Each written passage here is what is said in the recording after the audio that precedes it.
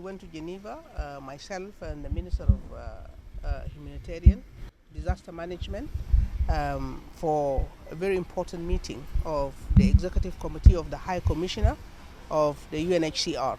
And this meeting is an annual meeting that takes place for planning purposes and for addressing issues to do with the response to crises and protection of refugees, internally displaced and returnees.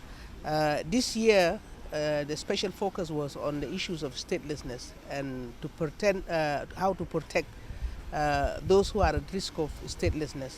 Our country is one of the countries that have a very big number at risk of the issue of statelessness.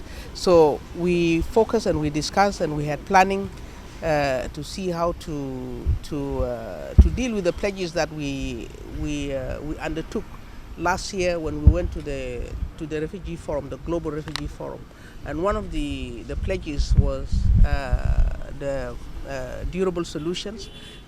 Durable solutions is inclusive of issues to do with protection of refugees, internally displaced, and all groups at risk. It's also to do with service delivery to those groups and host communities. It's also to do with integration. So it's a different approach of how to deal with refugees. So instead of just keeping them in isolations in camps, so the idea is to integrate them into host communities, and host communities also become beneficiaries. So we had a lot of side meetings. There was a side meeting on Sudan crisis, and how we are responding to it in South Sudan. There was a side meeting on to do with the issues of IDPs, which is very important because we have very large numbers of IDPs in our country.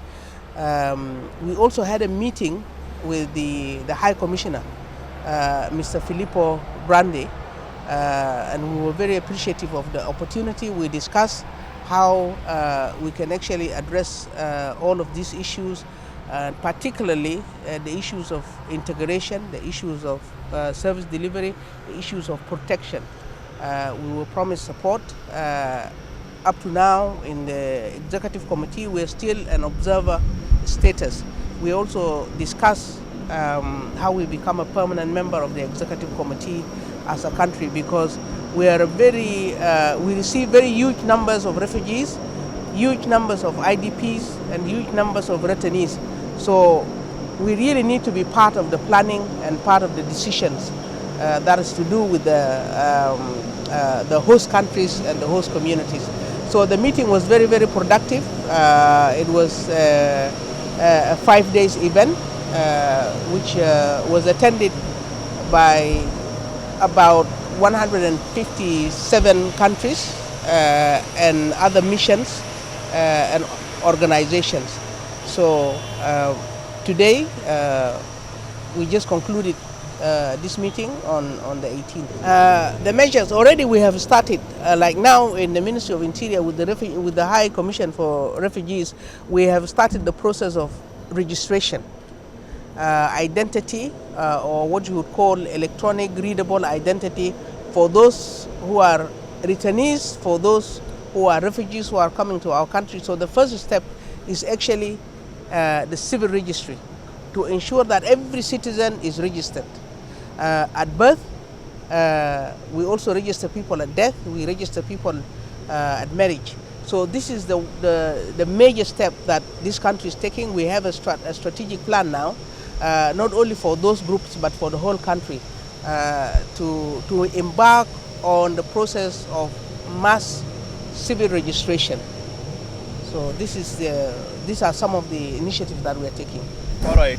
You also said you spoke about the need to integrate the internal displaced persons into the communities. Like in the country today, we have so many IDP camps. And is there enough security now in different locations to ensure these IDPs are integrated into their host communities? It is part of the durable solution that was just launched 2 weeks ago before we left to Geneva. So we have an integrated strategy on how to handle that. Currently, we have a number of other crises like the flooding. It's also impacting on this. We have done this integration in some places. For example, if you go to Ruang area in Jamjang, refugee camps, you would find that the host communities as well as the refugees are living together, they are cultivating together, and so on. That approach now is being looked at, and that example, we want to use it elsewhere. Like in Western Equatoria, we have camps there. Here in Juba, we have Goroms. In Upper Nile, Malacan, we have Maban, and so on. So we are going to be looking at that example. But also already in our cities, there are many urban refugees and returnees and IDPs. They are included because they enter into the normal schools. They're not segregated against. They use the same health services, which is not the case in many other countries. Despite the fact that we have challenges, actually we have done better than most countries who actually have resources.